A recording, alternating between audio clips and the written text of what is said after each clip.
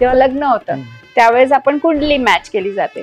त्याप्रमाणे जर हँडरायटिंग पण मॅच करायला सुरुवात केली ना तर खूप फायदा होतो. तुमच्या हँडरायटिंग वरनं मी सांगू शकते की हा चीटिंग वाला आहे की नाही. आणि मला जवळपास 1 महिन्यामध्येच त्यांचा मेसेज आला की मॅडम मी माझा ड्रीम रोल मला हवं होतं ते मला मिळालं. राज ठाकरे केसवलेचा मोठा राज आणि मराठीत असते त्यांची सिग्नेचर आणि त्यांचं मराठीसाठी प्रेम किती आहे हे आपल्याला मला तरी इथे काही सांगायची गरज नाही. तर जी मोठी लोक असतात त्यांची तुम्ही बघाल सिग्नेचर तरी जवळपास पूर्ण नाव असतं. राज ठाकरे, बाळासाहेब ठाकरे, प्रधानमंत्री नरेंद्र मोदी, जितकी मोठी लोक आहेत तुम्ही बघाल त्यांच्या एफ मध्ये हा एक्झिक्युशन वाला एफ दिसणार आहे. तर जे रोज 108 वेळा लिहायचं आहे आणि 108 दिवस लिहायचं आहे तर तुम्हाला त्याचा फरक पडतो.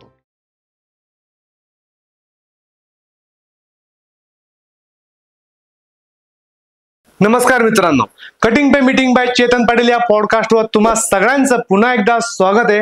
मित्रांनो, चॅनलला सबस्क्राईब केलं नसेल तर पटकन करून घ्या, कारण नंतर तुम्हाला अजिबात वेळ मिळणार नाहीये. कारण आजचा विषय असा आहे, ग्राफॉलॉजी म्हणजे हस्ताक्षर विज्ञान आणि सिग्नेचर अनालिसिस या विषयावर बोलण्यासाठी पुन्हा एकदा विजयश्री मॅम आपल्या पॉडकास्टवर आलेत. मॅडम, तुमचं खूप खूप स्वागत आहे. खूप खूप थँक्यू तुम्हाला. परत तिसऱ्यांदा भेटतोय. तुमचं आणि आपल्या सगळ्या व्ह्युअर्सचं प्रेम आहे की त्यांना वाटतंय की परत या विषयावर आपण डिटेल मध्ये बोलू. येस. आणि आपले सगळेच पॉडकास्ट लोकांना आवडले आणि प्रत्येक पॉडकास्ट मध्ये आपण नवीन काहीतरी विषय लोकांपर्यंत पोहोचवण्याचा एक प्रयत्न करतो सेपरेट, जेणेकरून त्यांना इन डिटेल त्या गोष्टीची माहिती वगैरे मिळेल. आणि आजचा टॉपिक आहे ग्राफॉलॉजी म्हणजे हस्ताक्षर विज्ञान आणि सिग्नेचर. हे किती इम्पॉर्टंट आहे. सगळ्यात आधी ग्राफॉलॉजी म्हणजे काय हे आम्हाला ऐकायला आवडेल.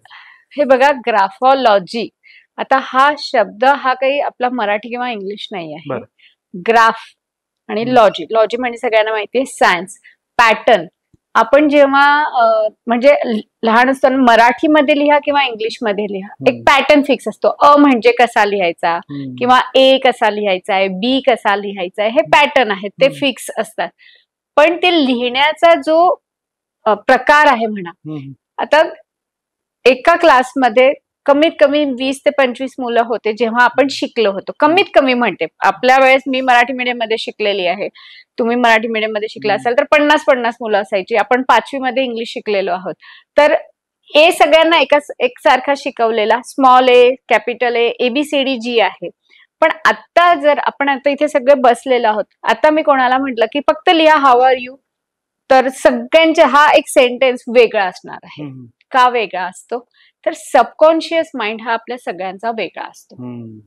आणि ग्राफॉलॉजीनी आपण समोरच्याचा स्वभाव कळू शकतो, त्याचं व्यक्तिमत्व आपल्याला कळू शकतं की त्याचे वीक पॉइंट, स्ट्रॉंग पॉइंट. जसं आता जर तुमची हँडरायटिंग तुम्ही मला दाखवली तर मी तुम्हाला सांगू शकते की तुमचे वीक पॉइंट्स काय आहेत जे तुम्हाला माहिती नाही, किंवा तुम्ही कुठे स्ट्रॉंग पॉइंट्स आहेत, कुठे जास्त अजून वर्क केलं, ज्या फील्डमध्ये केलं तर तुम्हाला अजून सक्सेस मिळू शकते.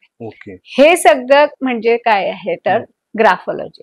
आणि आता याचा फायदा काय आहे, का आपण याच्यावर आज बोलतो आहे, हस्ताक्षरवर का बोलतोय आणि आता का आलेलं आहे सिग्नेचर बद्दल किंवा हँडरायटिंग बद्दल. आता इतका आतापर्यंत का नव्हतं, होतं असं नाही की नव्हतं, पण थोडं कमी होतं. सोशल मीडियामुळे वाढलंय. याचा फायदा असा एकतर करिअरमध्ये, तुम्ही कोणतं करिअर चूज करायला पाहिजे, तुम्ही जॉब करायचा आहे की तुम्हाला बिझनेस करायला पाहिजे, तुम्ही कोणतं करिअर तुम्ही घ्यायला पाहिजे. रिलेशनशिप मध्ये की रिलेशनशिप मध्ये आपण म्हणतो जसं आपण मॅचिंग करतो ऍस्ट्रॉलॉजी मध्ये, जेव्हा लग्न होतं त्यावेळेस आपण कुंडली मॅच केली जाते. त्याप्रमाणे जर हँडरायटिंग पण मॅच करायला सुरुवात केली ना तर खूप फायदा होतो.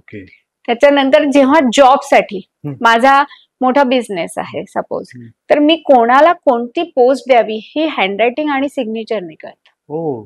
हे आपण सगळं डिटेलमध्ये आज मी पूर्ण डिटेलमध्ये सांगणार आहे की कोणत्या बेसवर मी बघू शकते. तुमचं प्लॅनिंग चांगलं आहे, तुमचं एज्युकेशन चांगलं आहे, तुम्ही लिडरशिप मध्ये आहात, हे सगळं आपल्याला कळतं त्यांच्या हँडरायटिंग आणि सिग्नेचरने. एखाद्याचं सेल्समॅनशिप चांगलं आहे आणि मी त्याला ऑफिस वर्क मध्ये बसवला आणि ज्याचं ऑफिस वर्क चांगलं आहे त्याला मी सेल्समॅनशिप दिली, दोघांना तर मी पगार देते आहे.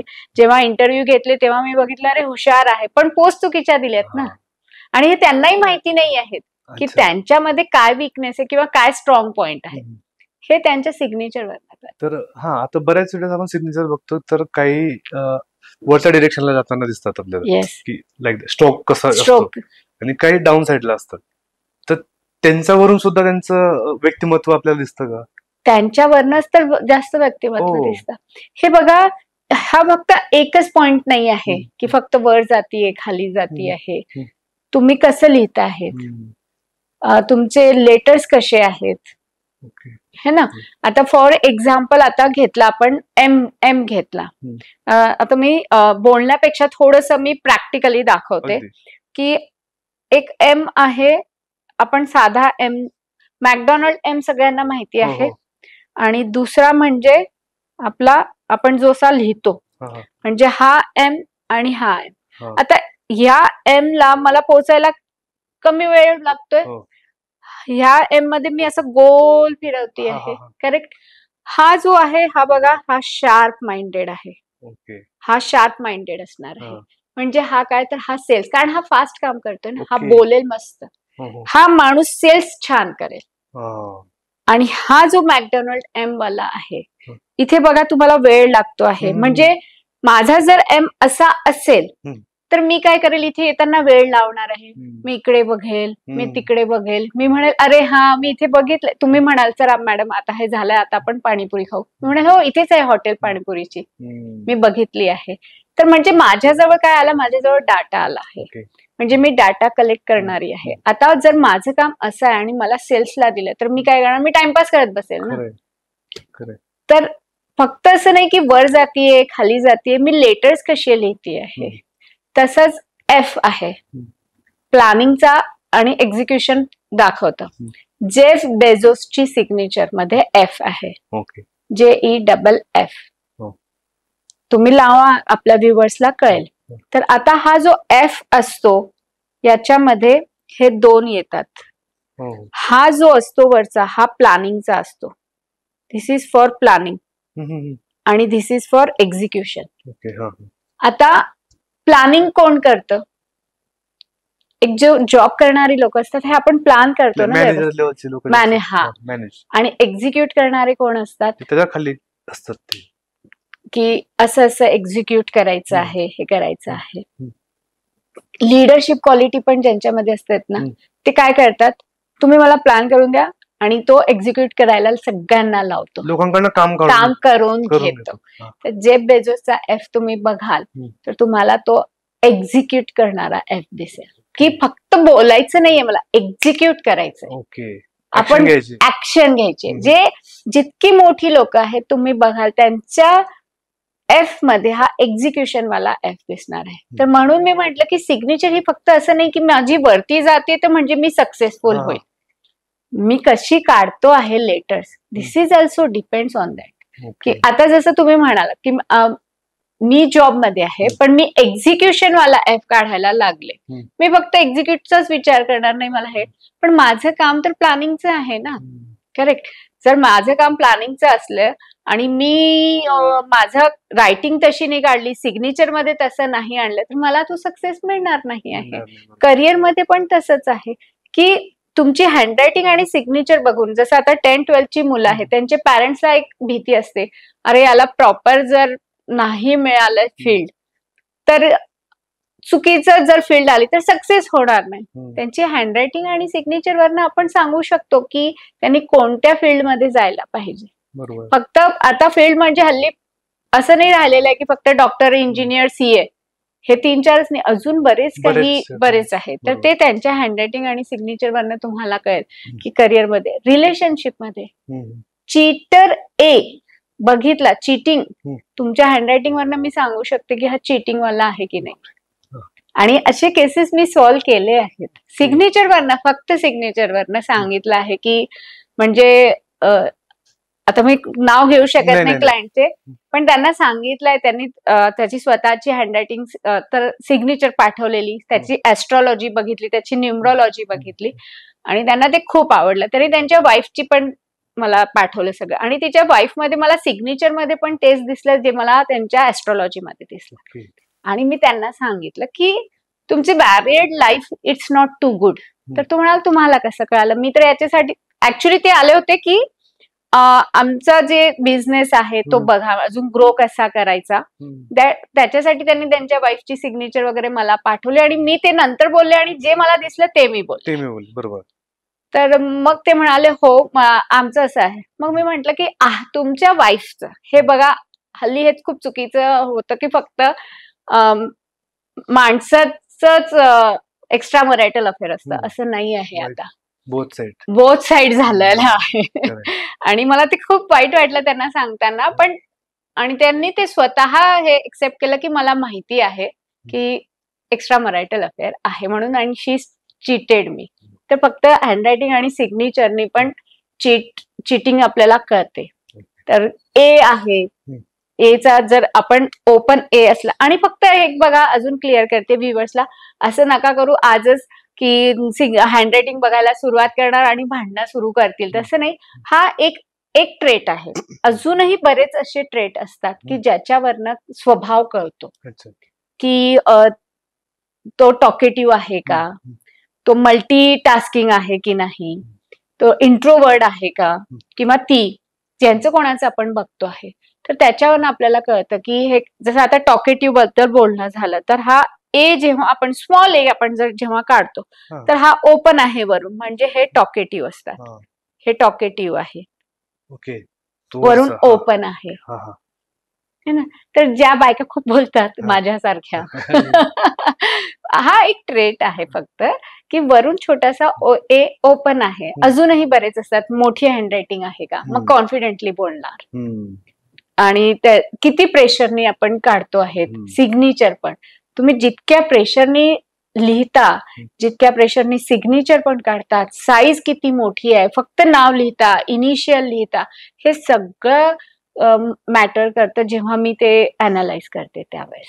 बापरे, म्हणजे खूप मोठं विज्ञान आहे, खूप मोठं आहे, खूप डिटेल मध्ये. आता बरेच लोक, म्हणजे आपण मराठी भाषेत सुद्धा लिहितो, हो, आणि इंग्लिश मध्ये सुद्धा तो लिहितो, म्हणजे तर मग हे आता लँग्वेज डिफरंट येतोय, तर मग ते कसं सॉर्ट आउट करायचं? हा, आता जेव्हा सुरुवातीला पाहायला आम्ही सुरुवात केली, तर ही आधी इंग्लिश मध्ये जास्त बघितली जाते, मराठीमध्ये पण बघितल्या जातात. तर जसे आपल्या मराठीमध्ये उकार आहेत, विलांट्या आहेत, शब्द कसे लिहितोय, अंडरलाईन करतो आहे की नाही, हे सगळं बघितलं जातं. छोटं लिहिलेलं आहे, मोठं लिहिलेलं आहे, कुठे सिग्नेचर केलेली आहे, मधात केलेली आहे का, किंवा वरती केली आहे, खाली केलेली आहे, या सगळ्यांवर पण हे इफेक्ट करतं की त्याच्यावरनं कळेल मला की हे समोरचा माणूस हा कसा आहे, सक्सेस होणार की नाही, याला पोटाचे त्रास आहेत का, याला कानाचा त्रास आहे का, याला दाताचा त्रास आहे का. आता हा त्रास कसा करतो, जेव्हा तो लिहत होता, जेव्हा त्यांनी मला लिहून दिले त्यावेळेस त्याला काय त्रास होता मी हे सांगू शकते, कारण ते त्यावेळेस त्याच्या सिग्नेचर मध्ये, हँडरायटिंग मध्ये ते येतं. आणि तुम्हाला एक सांगते की दर 6 महिन्याला तुम्हीच तुमची स्वतःची हँडरायटिंग बघा किंवा सिग्नेचर बघा, तुम्हाला थोडा चेंज दिसेल. मे बी असं होईल की तुम्हाला दिसणार नाही, पण आम्हाला लक्षात येईल की याच्यामध्ये हा थोडा चेंज आहे. कारण मूड स्विंग्स किंवा स्वभाव, कधी आपण खूप खुश असतो, कधी थोडस लो फील असतं, कधी आपल्याला स्ट्रेस आलेला असतो, तर त्यामुळे त्यावेळेस आपल्या हँडरायटिंग आणि सिग्नेचर मध्ये थोडासा फरक असतो. आणि स्पेशली हँडरायटिंग मध्ये, स्लांट्स मध्ये, जसं तुम्ही आता विचारलं होतं की आपण सरळ लिहिलं आहे किंवा लेफ्टला लिहिलेलं आहे, तर इट्स कॉल्ड स्लांट. ग्राफोलॉजिकल भाषेमध्ये याला स्लांट्स म्हटलं जातं. तर तुम्ही लेफ्टला लिहिलं आहे, राईटला लिहिलेलं आहे, ते सगळं मॅटर करतं. मॅम, हे आता एवढं मोठं सायन्स आहे. आता सपोज एक सेलिब्रिटी, ठीक आहे, त्याच्या साइन मध्ये काहीतरी इश्यू आहेत, ओके, आणि त्याला ते आता करेक्ट करणं शक्य नाही, कारण की बँकिंग ट्रान्झॅक्शन किंवा डॉक्युमेंटेशन मध्ये ते आहेत, but most of the time तो ऑटोग्राफ करतो लोकांना. तर त्यात जर हवे ते चेंजेस केले तरी त्याला पॉझिटिव्ह इम्पॅक्ट होऊ शकतो? ऑब्व्हियसली होऊ शकतो. आता हे बघा, जसं तुम्ही म्हटलं सेलिब्रिटी, तर सेलिब्रिटीची बँकेमध्ये कशी सिग्नेचर आपल्याला कोणालाही माहिती नाही, जी डिस्प्ले होती आहे, जे असं आता मी जेफ बेझोस बद्दल बोललेले आहे. जेफ बेझोसची सिग्नेचर जी आहे, त्यांनी जेफ पी बेझोस असं लिहिलेलं आहे पूर्ण प्रॉपरली, जेफ पी बेझोस. ते फिट किती आहेत बघा, का तर त्यांचा पी जो आहे हा पूर्ण परफेक्ट आम्हाला दाखवतो की ते फिजिकली फिट असणार, कारण त्यांनी तो असा पी बनवलेला आहे. जेफचा एफ जो आहे तो एक्झिक्युशनचा आहे, ते फक्त हवेत नाही बोलत, एक्झिक्यूट करतात आहे. आणि बेझोसचा एस जो आलाय, जो आता मी स्वतः म्हटलेला आहे की तुमच्या सिग्नेचर मध्ये मनी बाउल आला पाहिजे, त्यांच्या पी मध्ये येतोय, पण एफ जो आहे तो एक्झिक्युशनचा आहे. आणि मग त्यांनी जो एस बनवलेला आहे त्याच्यामध्ये काही मनी बाउल वगैरे येत नाही, त्यांनी वरती घेतलेला आहे तो. म्हणजे एक्झिक्युशन करा, फिजिकली फिट पण राहा आणि मग वरती जा.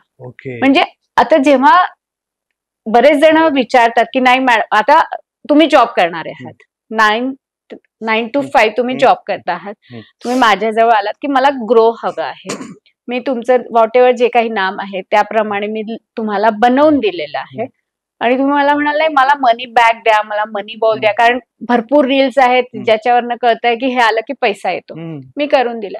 पण तुमच्या 9 ते 5च्या जॉब मध्ये तुम्हाला अजून काय ग्रोथ मिळणार आहे? जास्तीत जास्त तुम्हाला इन्क्रीमेंट मिळेल, एक इन्क्रीमेंट मिळेल. तर हे कुठे लागू होतं? जेव्हा तुम्ही स्वतः पण मेहनत करता, आणि हे मेहनत सबकॉन्शियस माइंडने तुमच्या सिग्नेचर मध्ये आणणं कंपल्सरी असतं.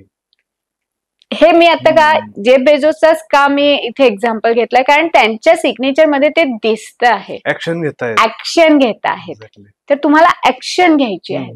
तसंच नेक्स्ट इथे एक्झाम्पल घेऊया. आता हा एक्झाम्पल अजून याच्यामध्ये पण फिट होतो की त्यांनी त्यांची सिग्नेचर जी लिहिलेली आहे ना, जेफ पी बेझोस लिहिलेली आहे.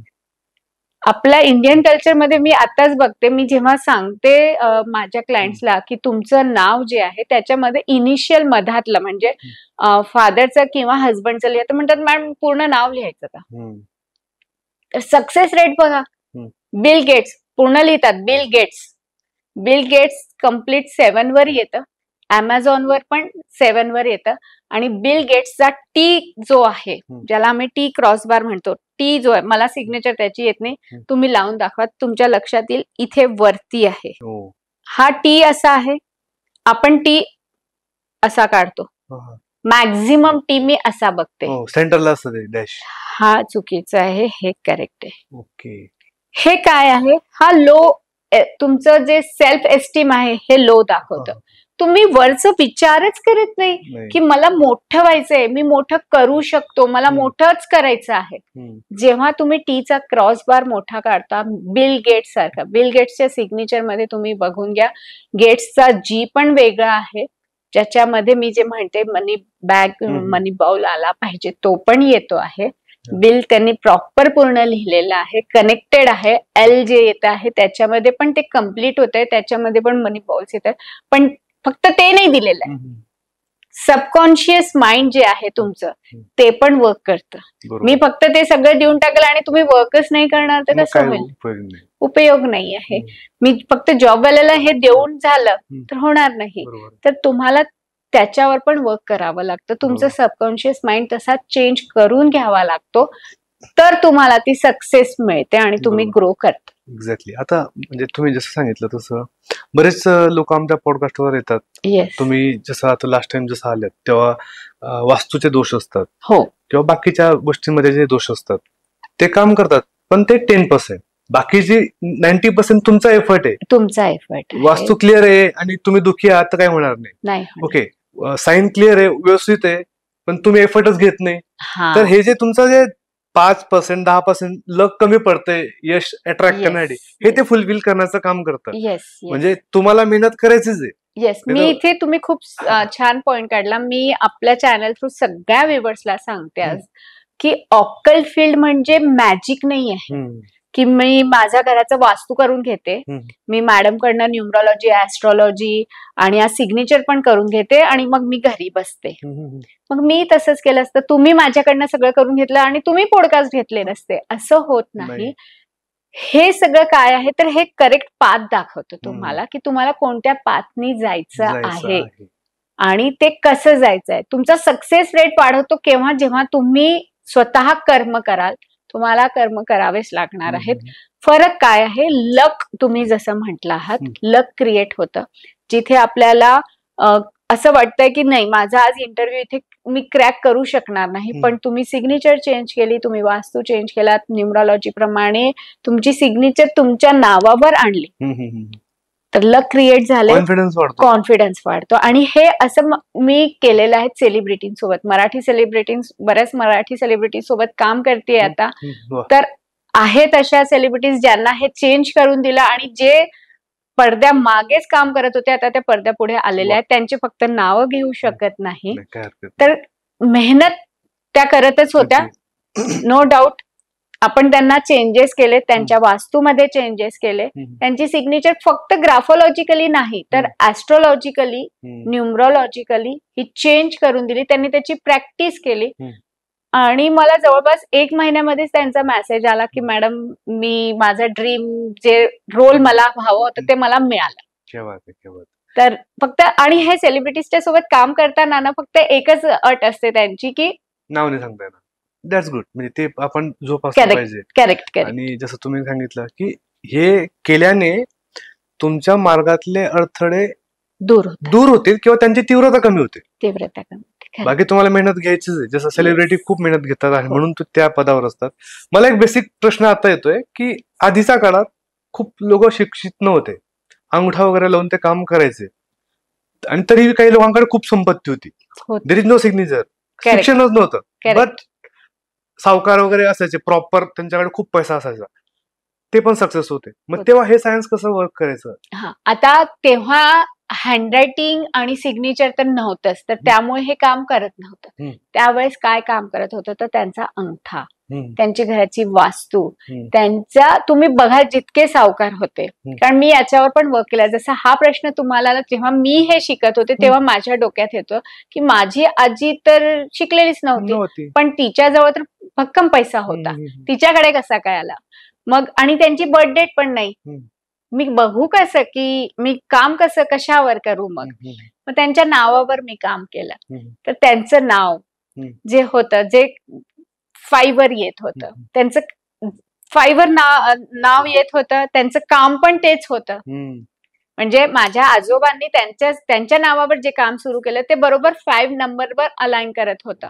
म्हणजे असं नाही आहे की हा एकच ही पद्धत वर्क करते आहे, मल्टिपल फॅक्टर्स. तर त्यावेळेस मग मी हे सगळं बघितलं आणि ऍस्ट्रॉलॉजिकली कशी तर प्रश्न कुंडलीनी मग त्यांची ऍस्ट्रॉलॉजी बघितली मी, तर मला ते दिसलेत की अरे हा यांचे. आणि तुम्हाला एक अजून सांगते की आधीची लोक का जास्त खुश असायचे किंवा सक्सेस रेट का होता? एकतर खूप जास्त त्यांना एक्सपेक्टेशन्स नव्हती. सेकंड थिंग, दान पुण्य जे आपण म्हणतो ना, स्वइच्छेने करायचं, स्वइच्छेने गोरगरिबांना पैसा देणे म्हणा.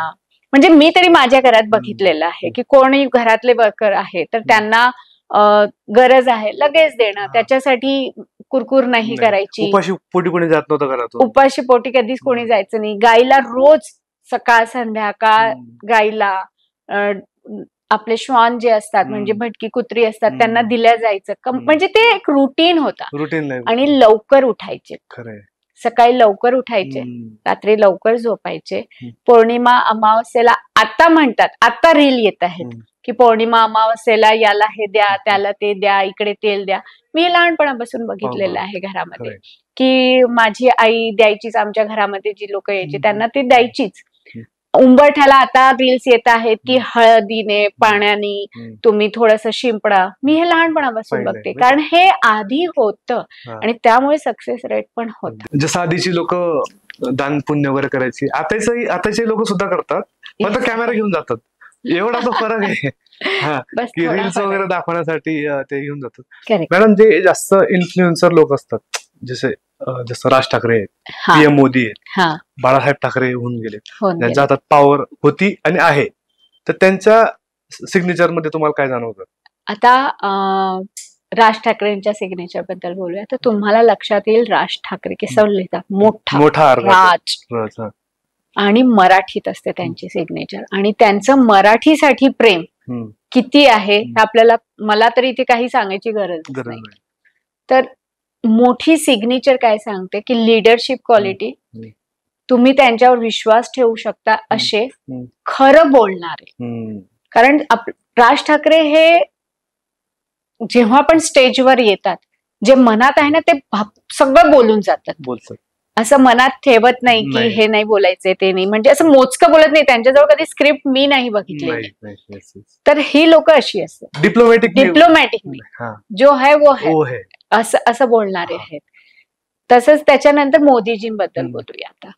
मोदीजींची सिग्नेचर जेव्हा ते मुख्यमंत्री होते तेव्हा फक्त एक एन लिहायचे आणि एक राऊंड असायचं, फक्त एन. आणि त्यांना ते म्हणजे चौकटीत होते म्हणा, किंवा त्यांना आपल्या ते गुजरातमध्येच ते ओके होते, कम्फर्ट झोन होता. हळूहळू त्यांनी स्वतःला ग्रो केलं. जे काही आहे त्यांचा पूर्ण प्रवास, लिडरशिप क्वालिटी वगैरे. आणि जेव्हा त्यांची प्रधानमंत्री ते झालेत, तर आता त्यांची सिग्नेचर चेंज झाली आहे. का झाली असेल?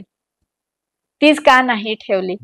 ब्रेक केलं, ते पुढे गेलेले आहेत, एक मोठ्या पोस्टवर आता ते आहेत. तर त्यांच्यावर भरपूर आपण एक म्हणूया की रिस्पॉन्सिबिलिटी खूप म्हणजे खूप मोठी आहे.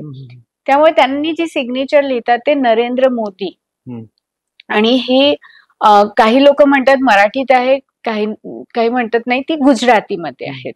तर स्वतःच्या लँग्वेज मध्ये जेव्हा आपण सिग्नेचर करतो ना, तर हे जाणवतं की ते आपल्या कल्चरला घेऊन खूप जास्त पॉझिटिव्ह आहे. तर आपल्याला सगळ्यांना माहितीये नरेंद्र मोदी अमेरिकेत पण गेले तर कुर्ता पैजामा घालून जाणार. हिंदी बोलायला ते कधीही कुठेही हे बघत नाही की अरे मी इथे हिंदी कसा बोल. आणि त्यांनी पूर्ण नाव लिहिलेलं आहे. आधी फक्त इनिशियल लिहायचे, कारण रिस्पॉन्सिबिलिटीज घ्यायच्या आहेत. जेव्हा आपण पूर्ण नाव लिहितो ना, रिस्पॉन्सिबिलिटीज वाढतात. रिस्पॉन्सिबिलिटीज घेण्याची ॲबिलिटी पण वाढते.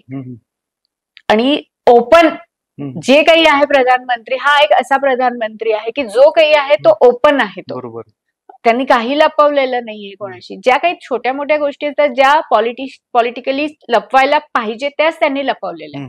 बाकी ते एक खुली किताब सारखे आहे. तर हे त्यांच्या सिग्नेचरवर दिसतं आपल्याला. तर जी मोठी लोक असतात त्यांची तुम्ही बघाल सिग्नेचर, तरी जवळपास पूर्ण नाव असतं. राज ठाकरे, बाळासाहेब ठाकरे, प्रधानमंत्री नरेंद्र मोदी, हे झाले आपले इंडियन लोक. जसा बाकीचे बघितले आपण मी इंटरनॅशनल, ते पण तुम्हाला सांगितले, पूर्ण नाव लिहितात. तर याच्या मागचं रिझन काय आहे, का इनिशियल नाही लिहित? कारण इनिशियल लिहिणारी लोक काय कमी बोलणारी, अभ्यासू, ऑथर हे जे असतात ना, हे फक्त आपले इनिशियल लिहितात. बरोबर. त्यांना नेम फेम हवं नसतं. मैं भला मेरा काम असे जे असतात की मला याच्याशी नेम फेमशी नाही घेणं देणं, मी माझं काम करणार आहे आणि पैसा कमावणार आहे, दॅट्स इट. कमी बोलणारी हे जे असतात हे फक्त आपलं इनिशियल लिहितात. आणि स्पेशली मी स्टुडंट्सला मी इथे सांगेल की त्यांनी पूर्ण नाव न लिहिता, म्हणजे students in the sense 12th graduation पर्यंत, तरी त्यांनी आपलं इनिशियल लिहायला पाहिजे. कारण इनिशियल जे लिहिणारे असतात यांच्यामध्ये रिस्पॉन्सिबिलिटी येत नाही असं नाही, रिस्पॉन्सिबिलिटीज पण येतात, पण कुठेतरी ना ते थोडस स्वतःला सावरून असतात आपलं काम. कारण स्टुडंट आहे म्हटल्यावर त्यांना त्यांच्या अभ्यासाकडे जास्त लक्ष द्यायला पाहिजे, फोकस्ड व्हायला पाहिजे. त्यामुळे स्टुडंट्सनी इनिशियल लिहायला पाहिजे. मॅडम, आता तुम्ही म्हटलं की आधीच्या काळामध्ये शिक्षित लोक नव्हते, सो मग ते लिहित नव्हते, तर त्याचा दुष्परिणाम होत नव्हता. म्हणजे त्यांच्यावरून चांगलं किंवा वाईट त्यांचा स्वभाव दिसत नव्हता, कारण की ते युज टू नाहीच आहे ना. आता मी लिहितो तर ते त्याच्यावरून तुम्ही जज करू शकतात की माझा स्वभाव कसा असेल वगैरे. आता उलट होतंय, आता लोक टायपिंग करतात टू बी फ्रँक. तर सपोज आता मी शेवटचं कधी लिहिलंय तर मला आठवत नाही, पण साईन वगैरे करायला लागते. करेक्ट. तर दोघांमधून आता मला सिग्नेचर अनालिसिस जास्त इम्पॅक्टफुल होईल का? हो, सिग्नेचर अनालिसिस जास्त इम्पॅक्टफुल आहे. आता तुम्ही जे सांगितलं की आधीची लोक लिहत नव्हती, आधीची म्हणजे खूप खूप लांबची झाली. आता जवळपास 70s पासूनची लोक तर लिहायला सुरुवात झाली, लेटर लिहायची. आताची हा जो जनरेशन आहे, जो जेनझी ज्याला म्हटलं जातं, हे बघा त्यांच्यामध्ये एवढे इमोशन्स नाही आहेत जेवढे आज आपल्यामध्ये आहेत इमोशन्स, है ना. जेव्हा आधी बघा हे व्हायचं म्हणजे आपली एंगेजमेंट आणि लग्न याच्या मधातला जो पिरियड असायचा, त्या नवरा बायकोच्या मधातला पिरियड हा खूप ना गुलाबी पिरियड म्हटला जायचा, कारण ते लेटर्स लिहायचे एकमेकांना, तेवढे इमोशन्स वाढायचे. आता काय केलं जातं, आता फक्त मेसेजेस एकमेकांना पाठवले जातात, त्याच्यामध्ये एवढे इमोशन्स त्यांची क्रिएट होत नाहीत. तर तुम्ही जेवढं लिहिता ना तेवढं इमोशनली तुम्ही स्ट्रॉंग बनता. आणि म्हणून मी माझ्या क्लायंटला बरेचदा सांगते की काही नाही, डायरी लिहायला सुरुवात करा. तुम्ही जितकी डायरी लिहाल ना तितके तुमचे इमोशन्स जे आहेत ते स्ट्रॉंग होत जातात. बरोबर. आधी एक पोस्ट कार्ड पण यायचं तर आपण किती 4 वेळा ते वाचायचो. माझ्या मामाचं पत्र आलंय, मला बोलवलंय, ते सारखं माझ्याबद्दल काय लिहिलेलं आहे ते बघायचं. ते इमोशन जोडलेच आहे. आता काय नाही, फोन करा किंवा एक मेसेज करा. बर्थडे पण असला हॅपी बर्थडे टाकला, झालं, स्टेटस ठेवला, झालं. इमोशन्स नाही राहिले.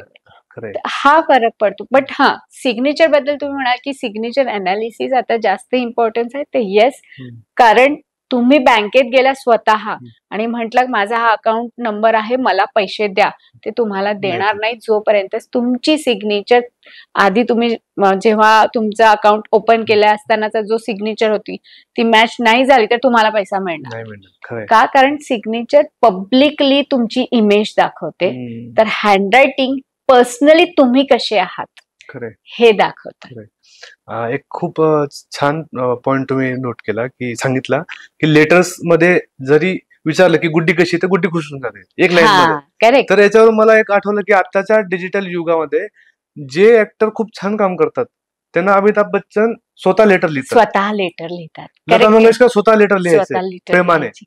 तर ते लोक फ्रेम करून ठेवतात, कारण त्याच्या मागचे फोन करू शकतात पण लेटरचा एक वेगळा इम्पॅक्ट पडतो, कारण त्याच्यामध्ये ते इमोशन्स तुम्ही लिहिलेलं आपल्याला, आपण ते सारखं वाचणार आहात. आता माझ्या एजचे म्हणा किंवा तुमच्या एजचे पण, तुमचे जर लव्ह लेटर्स असतील तर आपण ते सांभाळून ठेवलेले आहेत का? जेव्हा आपण लो फील करतो किंवा एकमेकांचं भांडण झालेलं असेल त्यावेळेस मी आवर्जून इथे सांगेल की ते लेटर वाचा, तुमचं आपोआप भांडण कमी होतं. किंवा ते आताच्या मुलांजवळ नाही आहे हे सगळं काही, फक्त मेसेजेस करायचे आणि दॅट्स इट. तर लिहायला सुरुवात करा, नाही काही जास्त, डायरी लिहा, मी आज दिवसभरात काय केलेलं आहे ते लिहा. इमोशन्स पण तुमचे हे होतं आणि हँडरायटिंग पण सुधारते त्याच्याने. हँडरायटिंग सुधारली, सबकॉन्शियस माइंड चेंज होतं, तुम्ही वर्कहोलिक पण बनतात आणि सक्सेस रेट पण वाढतो. कारण माझ्याजवळ जेव्हा सिग्नेचर साठी लोक येतात तर मी आधी सांगते की तुम्हाला प्रॅक्टिस करावी लागणार आहे. आज मी सिग्नेचर दिली, उद्या तुम्ही जाऊन चेंज करून याल आणि मग म्हणाल की 45 डेज मध्ये माझ्या लाईफ मध्ये चेंज झाले पाहिजे, असं होत नाही. तुमचं माइंड तर चेंज झालं पाहिजे आणि मी जसं बनवून दिलेले आहे तसं सेम यायला वेळ पण लागणार. ऍक्सेप्टन्स पण महत्वाचं आहे ना, नवीन गोष्ट ऍक्सेप्टन्स मध्ये मॅच व्हायला वेळ लागतो.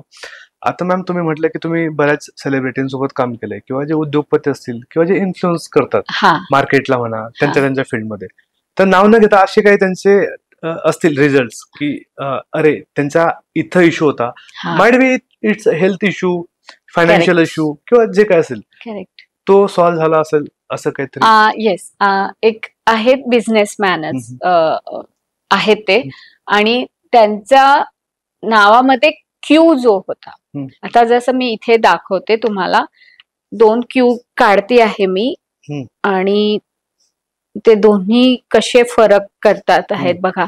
हा पण क्यू आहे, हा आता 9 वाटत असेल बट इट्स अ क्यू, आणि हा पण क्यू आहे. बिझनेसमॅन म्हटला तर तो कसा पाहिजे, लीडरशिप वाला पाहिजे. त्याचा हा असा होता. तर त्यांचं काय होतं की ते छान बोलायचे, असे जे क्यू वाले असतात ना हे छान बोलतात, हॉस्पिटॅलिटी रेट जो असतो यांचा खूप छान असतो, पण लीडरशिप साठी हा पाहिजे. दुसऱ्या लँग्वेज मध्ये म्हटलं तर हे जे लोक असतात हे क्यू वाले, हे स्वतःसाठी आवाज उचलू शकतात आणि हे काहीच बोलणार नाही. म्हणजे ऍट प्रेझेंट इथे माझ्यासोबत काही चूक झाली, माझ्यासोबत काही रॉंग घडलं तर मी बोलू शकणार नाही जर माझा असा क्यू असेल तर. पण माझा असा असेल तर मी फटकन बोलून जाईल की नाही माझं चुकलेलं नाहीये, तुम्ही माझ्यावर असं बोलू शकत नाही. तर त्यांच्या सिग्नेचर मध्ये हे एक चूक होती, त्याच्यानंतर स्मॉल होतं ते मी मोठं केलं. ते बिल्डर आहेत आता, तर त्यांचे छान चालू आहेत आता बरेच वेगवेगळे प्रोजेक्ट चालू आहेत आणि त्यांनी ती प्रॅक्टिस केल्यामुळे त्यांना छान फायदा मिळालेला. कारण लिडरशिप जी क्वालिटी होती, कारण ते त्यांचं चूक काय व्हायचं, आता जसं त्यांचा मी म्हटल्याप्रमाणे की होता, तर हॉस्पिटॅलिटी छान होती, म्हणजे कोणी काही चूकही केली तर अच्छा बरं काही हरकत नाही. तर काय झालं, जितके त्यांच्या खाली काम करणारे होते त्यांनी काम म्हणजे चुका होत आहेत त्याचा इफेक्ट बिझनेसवर होतो आहे. आणि जर एक लीडर कसा असतो, मी असं म्हणत नाही की लीडरने ऑलवेज आपल्या ज्युनियर्सवर ओरडायलाच पाहिजे, स्कोल्ड करायला नाही, पण जिथे ते चुकतात त्यांच्या चुका तर त्यांना दाखवायला पाहिजेत ना, कारण त्याच्यावरच तर पूर्ण बिझनेस आहे. एकटा माणूस तर बिझनेस करू शकत नाही. ही क्वालिटी त्यांच्यामध्ये इम्प्रूव्ह केली. अजून बरेच आपण त्यांना न्यूमरोलॉजिकली, ऍस्ट्रॉलॉजिकली अजून गायडन्स दिला मी, तर त्यांना त्याचा इफेक्ट आला. आणि आज तर जेव्हा माझ्याजवळ आले होते त्यांचे 2 प्रोजेक्ट फेल झालेले, आज 16 प्रोजेक्ट काम करतात. 16 प्रोजेक्ट. म्हणजे एक साधीशी गोष्ट जरी तुम्ही करेक्ट केली योग्य वेळेत हा वर्ड खूप इम्पॉर्टंट आहे की योग्य वेळेत केली तर तुम्हाला त्याचा नक्कीच फायदा होतो. बरोबर आहे मॅम. सपोज आता मी तुमच्याकडे आलो आणि सांगितलं की मला असे इश्यू होत आहेत, किंवा मी बायको सोबतच आलो की आमचं बनत नाही, भांडण होत आहेत, घरात सक्सेस नाही, मी आजारीच असतो, there are multiple problems. Okay sir, आता तुम्ही 3 ते 4 गोष्टींमध्ये तुमचं आता नॉलेज, एक्सपर्टीज आहे. ठीक आहे, वास्तू असेल, न्यूमरोलॉजी असेल, त्याच्यानंतर आपण आता हे बघतोय ग्राफोलॉजिकल बघतोय आपण. ठीक आहे, तर तुम्ही कसं स्टार्ट करतात की म्हणजे सुरुवात तुम्ही वास्तू आधी बघतात का आधी सिग्नेचर बघता, म्हणजे कसं? ओके, आता हा प्रश्न बॅलन्स असला पाहिजे सगळ्या गोष्टी. येस. आता क्लायंटचा एक्झॅक्ट प्रॉब्लेम काय आहे सुरुवातीला, जसं तुम्ही म्हणाल की सगळे प्रॉब्लेम्स जेव्हा असतात, म्हणजे हेल्थ, वेल्थ, रिलेशनशिप, त्याच्यानंतर मूल पण नाही आहे, पैसा पण येत नाही, स्टक झालो आहे लाईफ मध्ये, त्यावेळेस मला त्यांची ऍस्ट्रॉलॉजी, वास्तू ह्या 2 गोष्टी सोबतच त्यांची सिग्नेचर पण बघितले जाते. हे बघा, जेव्हा मला तुम्ही म्हणाल की मला हेल्दी व्हायचं आहे, इथे एक एक्झाम्पल देते तुम्हाला. मी एक डॉक्टर आहे, तुम्ही एक माझ्याजवळ एक एक्झाम्पल देते की तुम्ही म्हणाल मला हेल्दी व्हायचं आहे, तर हेल्दी होण्यासाठी तुम्ही फक्त आज मी बॅलन्स डाएट घेतो 1 महिना, मग पुढच्या महिन्या मी एक्सरसाइज करेल, मग त्याच्या पुढच्या महिन्यामध्ये मी माझा जिमला जाणार, असं आपण करतो का? नाही करत.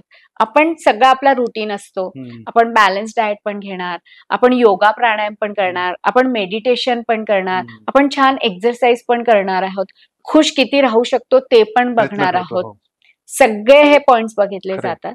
तसंच जेव्हा क्लायंट माझ्या जवळ येतो तर त्यावेळेस मी त्याचे सगळे पॉइंट्स बघितले की एकाच याच्यावर जेव्हा भरपूर प्रॉब्लेम्स मला दिसत आहेत, पण त्यावेळेस ऍस्ट्रो वास्तू जे आहे हे खूप मोठं वर्क करतं मेजर लेवलला, आणि हे त्यांनी काम करायला पाहिजे त्याच्या ऍस्ट्रो वास्तूमध्ये. त्याच्यासाठी त्याचा माइंडसेट चेंज करण्यासाठी मला त्याची सिग्नेचर चेंज करायची, दोघांची, तर प्रॉब्लेम सॉल्व्ह होतात. कारण बऱ्याचदा असे बघितलेले आहेत डिवोर्स केस, त्यांच्या सिग्नेचर मध्ये पण दिसत आहे मला, त्यांच्या घरामध्ये पण दिसत आहे आणि त्यांच्या ऍस्ट्रॉलॉजी मध्ये पण दिसत आहे. जेव्हा त्यांनी जेव्हा लग्न होतं तेव्हा मॅच मेकिंग केल्या जातं, तर त्यावेळेस फक्त आपण मॅचिंग बघतो, त्या घरात घर बघत नाही. आणि जेव्हा घर बघतात तेव्हा ते असे काही सर्कमस्टन्सेस तयार झालेले असतात चुकीच्या जागेवर चुकी असताना, आणि मग म्हणतो आम्ही तर मॅच करून लग्न केलेलं आहे, पण घर नाही मॅच केलं ना, म्हणजे घराचं वास्तू नाही बघितलं ना, सिग्नेचर नाही बघितली ना. जसं मी म्हटलेलं चीटिंगचा जर आलेला आहे काही त्याच्यामध्ये, जेव्हा चीटिंग होणार आहे तर डिवोर्स पण होईल. अगदी खूप मेजर फॅक्ट आहे चीटिंग, म्हणजे त्याशिवाय म्हणजे डायरेक्टली डिवोर्स पर्यंत जातो. बाकीच्या गोष्टी ऍडजस्ट करू शकतो पण चीटिंग नाही करू शकत, मग डिवोर्स होतो. तर मी तर इथे असं म्हणेल की जेव्हा आपण लग्नाचं बघतो ना, तर फक्त कुंडली मॅच न करता घर पण बघा आणि हँडरायटिंग सिग्नेचर पण बघा. कारण तुम्ही माझ्यापासून सगळं लपवू शकता, पण जर मी तुमची हँडरायटिंग बघितली ना तर मीच तुम्हाला तुमचं ओपन करून देईल की तुम्ही असे आहात आणि तुम्ही म्हणाल खरंच मी असं आहे, हो बरोबर म्हटला तुम्ही, येस मी असं आहे. म्हणजे तुम्ही ते काहीच लपवू शकत नाही. हँडरायटिंग आणि सिग्नेचर ही जर तुम्ही लिहून दिली आणि ते वाचण्याची जर तुमच्यामध्ये आहे कला, तर समोरचं सगळं ओपन करू शकतो. बरोबर. आणि सपोज आता मी प्रत्येकाला फास्ट रिझल्ट पाहिजे असतात. मी गेलो तुमच्याकडे पॉडकास्ट की मॅडम माझे सिग्नेचर अशी आहे आणि सांगा तुम्ही आता मला काय चेंजेस करायचे, आणि ते केलेत आणि मी दुसऱ्या दिवशी फोन केला की फरक काही पडला नाही, तर साधारण असे क्लायंट असेल तर मी आताच म्हणेल बेटा घरीच राहा. तर मग साधारण किती दिवसाचा तो टाइम स्पॅन पाहिजे आणि त्यात आम्हाला काय करायचंय? आता ह्याच्यामध्ये काय कसं असतं की जेव्हा आम्ही सिग्नेचर मी देते कोणाला चेंज करून, तर आधीच असतं 108 days 108 times, म्हणजे रोज 108 वेळा लिहायचं आहे आणि 108 दिवस लिहायचं आहे, तर तुम्हाला त्याचा फरक पडतो. तुमचं माइंड तसं चेंज होतं. आणि जरी हे 108 days कम्प्लीट झाले तुमचे आणि तुम्हाला असं वाटतंय की नाही मला अजून येत नाहीये, तर जेव्हा असं समजा आफ्टर दॅट सुद्धा मी जी सिग्नेचर दिलेली आहे तर न विचार करता तुम्ही पटकन तशी करू शकता. दॅट मीन्स तर तो आता वेळ आलेला आहे की तुम्ही तुमची सिग्नेचर चेंज करू शकता आणि मग तुम्हाला इफेक्ट जाणवतात. 3 महिने 3 ते 6 महिने तुम्हाला लागतात चेंजेस होण्यामध्ये, प्रॉपर इन्स्टॉल व्हायला. लगेच काही होत नाही. लगेच काही होत नाही. आणि महत्वाची गोष्ट अशी की जे पर्सनल गोल अचीव करायचे आहेत, म्हणजे फायनान्शियली असेल, जॉब वगैरे असेल, रिलेशनशिप बेस्ट आहे, तर यासाठी जर काही इश्यू असेल तर मोस्टली सिग्नेचर कारणीभूत ठरते. असतेच, कारण सिग्नेचर मध्ये तुमचे लेटर्स तुम्ही कसे लिहित आहात, तुम्ही स्लांट आहेत, साईज कशी आहे, प्रेशर कसा आहे, हे सगळं मॅटर करतं. आता मी माझ्या परीने तुम्हाला करून दिलेलं आहे की तुम्हाला अशीच करायची आहे. मी पाठवून दिलेलं आहे तुम्हाला पिक्चर, मी पाठवते तुम्हाला, you have to go ahead आणि तशी तुम्हाला प्रॅक्टिस करायची आहे. पण जर तुम्ही तशी प्रॅक्टिस करत नसाल, मी तुम्हाला एस कसा काढून दिलेला आहे, तुम्ही म्हणाल नाही मी असा काढतो, आहेत मला असेही क्लायंट्स येतात, नाही मॅडम ही खूप साधी आहे, मला जरा स्टायलिश द्या. पाहिजे. अरे बाबा तुझं काम काय आहे, तुला काय हवं आहे हे तुम्हाला सांगितलेलं, मी त्याचप्रमाणे करून देणार आहे ना. तर ज्याप्रमाणे आम्ही बनवून दिलेली आहे त्याप्रमाणे जर तुम्ही बनवली तर तुम्हाला ग्रोथ आणि सक्सेस रेट हा वाढतो. ती प्रॅक्टिस करा विथ ट्रस्ट. हा खूप इम्पॉर्टंट आहे. विथ इमोशन्स पाहिजे. Yes, with trust. कारण हे आपल्यालाही माहिती असतं की ट्रस्ट नी औषध पण सगळ्यांना नाही लागत आणि काहींना लगेच लागतं. ट्रस्टने तुम्ही घेत असाल तर तुम्हाला औषध लागतं.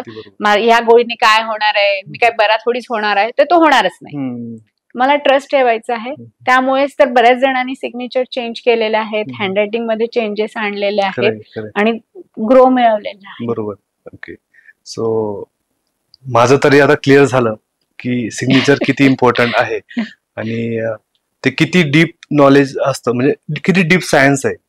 तर तुम्हालाही काही इश्यू असतील, आणि महत्वाची गोष्ट म्हणजे लास्ट पॉडकास्ट मध्ये बऱ्याच प्रेक्षकांनी कमेंट मध्ये सांगितलं होतं की आमचा गॅस या दिशेला आहे, गॅस ओटा या दिशेला आहे, किंवा बघा बाथरूम या दिशेला आहे. तर मॅमला कमेंट मध्ये हे उत्तर देणं शक्यच नाही, मला हे शक्यच नाहीये. सो बेटर वे तुम्ही त्यांना कॉल करा, त्यांची अपॉइंटमेंट घ्या, ते साईट व्हिजिट करतील, एक्झॅक्टली काय आहे ते चेक करतील. तर दिस इज अ प्रोसेस. ते कमेंट मध्ये नाही सांगणार की गॅस वाटा तोडून टाका, असं नाही होत ना. ते तसे आपण तोडफोड करत नाही. आणि फक्त वास्तूच नाही किंवा सिग्नेचरच नाही, हे बघा जोपर्यंत आपण प्रॉपर प्रोसिजरने जात नाही ना आपल्याला रिझल्ट मिळणार नाही. वास्तूमध्ये तर असं असतं की तुमचा मॅप मला माहिती नाही आहे, तुम्ही ज्याला साऊथ वेस्ट म्हणताय कशावरनं तो साऊथ वेस्टच असेल, कशावरनं तो साऊथच असेल. डिरेक्शन मध्ये आपली गल्लतच होते बऱ्याच लोकांची. होते. तर ती ऑन पेपर जोपर्यंत येत नाही, तसंच हँडरायटिंग सिग्नेचर ग्राफोलॉजीचं आहे की जोपर्यंत तुम्ही तुमचा प्रोफेशन काय आहे, जॉब आहे, जॉब कोणत्या फील्डमध्ये तुम्ही करता आहात आणि तुम्हाला काय हवं आहे हे जोपर्यंत तुम्ही मला व्यवस्थित सांगणार नाही आहे, तुमची बर्थ डेट काय, तुमची ऍस्ट्रॉलॉजी काय, हे जोपर्यंत कळणार नाही तोपर्यंत मी त्याच्यावर आन्सर देणं मला डिफिकल्ट होतं. बरोबर.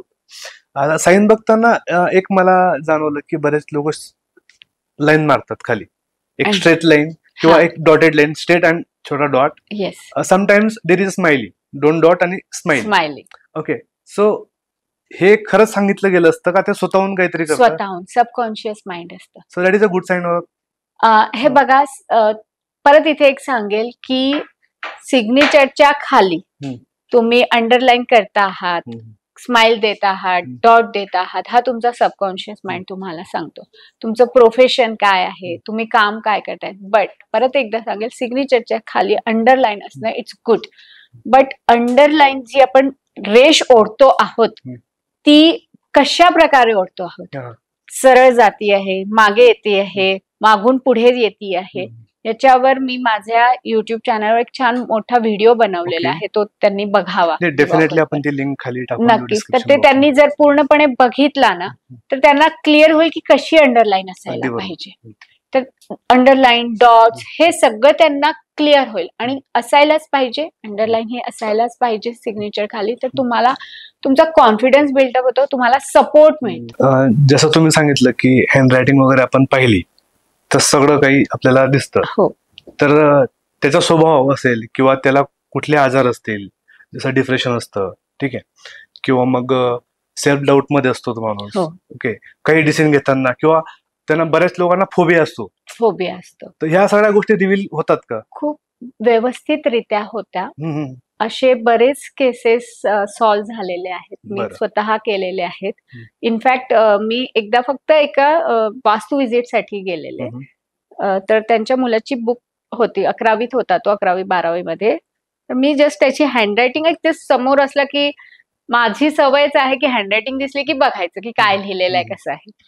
ते बघून मी त्यांना सांगितलं की तुमचा मुलगा जो आहे हा डिप्रेशन मध्ये आहे. नाही म्हणे. म्हटलं तो स्ट्रेस आणि डिप्रेशन, हा म्हणे 11वी-12वीत आहे ते थोडा स्ट्रेस असतोच. म्हटलं नाही, हे कॉमन स्ट्रेस नाहीये, हा डिप्रेशन आहे. तर हँडरायटिंग वरनं डिप्रेशन कळतं. आता थोडस सांगते की तुम्हाला कसं कळेल. जेव्हा तुमची हँडरायटिंग, आपण हँडरायटिंग अशी सरळ लिहितो, अशी सरळ जाते, पण जेव्हा ही थोडीशी खाली येते ना, अशी खाली सगळं खाली येतं शेवटी, म्हणजे असं न लिहिता, एक मी पूर्ण थोडं दाखवूनच देते की असं न लिहिता तुम्ही असं लिहिता. ओके, थोडस एंडला खाली जातं तुमचं. त्याच्यानंतर 2 आपण अक्षर जे लिहितो त्याच्यामध्ये गॅप वाढलेला असतो. तुम्ही दूर दूर दूर जातात आपल्या सगळ्यांकडनं. म्हणजे एकटं राहणं, आपण म्हणतो ना, नाही त्याचा अभ्यास आहे, तो त्याला करू द्या, तो रूम मध्ये, डिटॅचमेंट. तर जेव्हा 2 लेटर मधला अंतर वाढलेला, लेटर नाही शब्दांमधला, तर जेव्हा 2 शब्दांमधला अंतर पण वाढलेलं असेल, खाली जात आहे, तर समजायचं की एन्झायटी आहे. तुम्ही स्वतः बघा, आता जेव्हा तुम्हाला एन्झायटी आहे, स्ट्रेस येते, आपल्या सगळ्यांनाच येतो स्ट्रेस, एन्झायटी सगळ्यांनाच येते, कामाची म्हणा कशाची, त्यावेळेस लिहून बघा, तुमच्या लक्षात येईल की आपलं थोडं खाली जात आहे. त्यावेळेस तुमची सिग्नेचर थोडी खाली जाते, तुमची हँडरायटिंग खाली जाते. याच्यावरनं कळतं की मानसिकता कशी आहे आता समोरची. तर हँडरायटिंग आणि सिग्नेचर अनालिसिस, मी तर असं म्हणेल की लहान म्हणजे 15 नंतरची तर सिग्नेचर ही बनवूनच घ्यायला पाहिजे, म्हणजे पुढे त्यांना प्रॉब्लेम नको. आणि त्यांची हँडरायटिंग ही बघून घ्यायला पाहिजे की मुलगा काय विचार करतोय, तो खोटं तर बोलत नाही आहे. कारण हल्ली आता हे जे नवीन मुलं आहेत हे आपल्याला छान गोल फिरवतात, सांगत नाही. त्यांच्या हँडरायटिंग वरनं पण कळतं की हा खोटा बोलतोय. काही लेटर्स असे आहेत की ज्याच्यावरनं कळतं की खोटं बोलण्याची प्रवृत्ती आहे का, वाढत चालली ती. आणि ती हँडरायटिंग मध्ये, सिग्नेचर मध्ये लगेच कळतं की हा माणूस खोटा आहे का, किंवा ही मुलगी खोटी बोलती आहे का, व्हॉट एव्हर जे काही आहे, चीटिंग करणार आहे का, कशाही मध्ये चीट करू शकतो, कॉन्फिडन्स कसा आहे.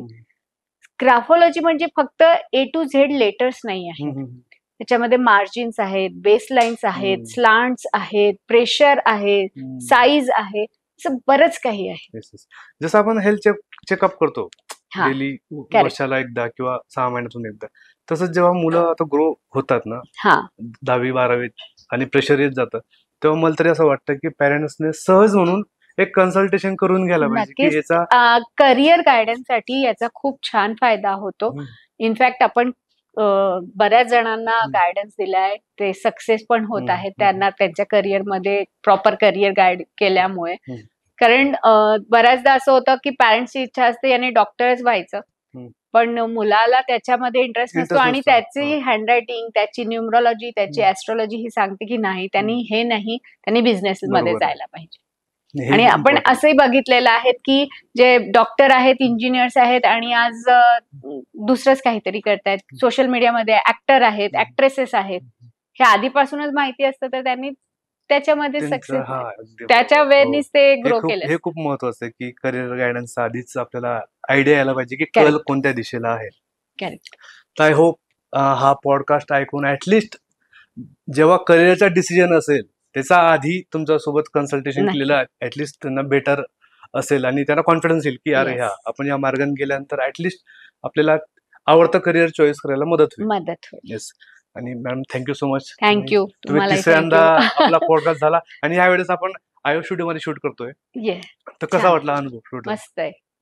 पॉझिटिव्ह वाईब्स आहेत. येस. आणि म्हणजे सुरुवातीपासून मी म्हणजे आज आमचा दुसरा दिवस होता ओके. आणि सांगितलं की पुण्यातला सगळ्यात सुंदर स्टुडिओ आहे हा आणि हा. आमचा पहिला एक्सपिरियन्स होता. म्हणजे 2 दिवस आम्ही एक्सपिरियन्स घेतला आणि सगळ्या गेस्टचा तोच एक्सपिरियन्स होता की त्यांना खूप शक्यतो मला ना स्टुडिओ मध्ये ना अशी पॉझिटिव्ह वाईब्स लवकर हा. येत नाहीत. हा हा कारण अंधार असतो, हम्म. लाईट्स असतात आता हम्म. याच्यावर, पण इथे पॉझिटिव्ह Yes. वाईब्स येत आहेत. मॉर्निंगला एक गुरुजी आले ते पण ऑकल्ट लाच बिलॉंग करत होते. आले त्यांचं हेच होतं की yes the Positive vibes is vibes good.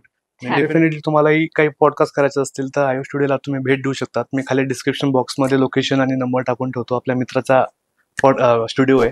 Definitely या ॲम्बियन्स आणि खूप सुंदर सेटअप आहे. So thank you so much for watching this video guys. Thank you so much.